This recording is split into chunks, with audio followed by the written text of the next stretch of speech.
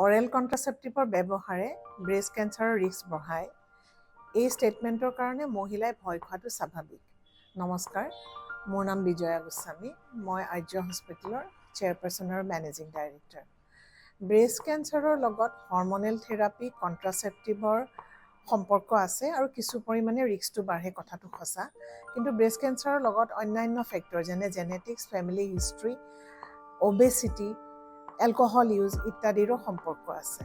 গতিকে প্ৰিভেনশ্যন কৰিবলৈ বা কিয়ৰ কৰিবৰ কাৰণে মহিলাসকলে অন্যান্য ফেক্টৰৰ যত্ন লোৱাৰ লগতে নিয়মিতভাৱে নিজৰ ব্ৰেষ্টৰ ঘৰতে পৰীক্ষা কৰাটো উচিত।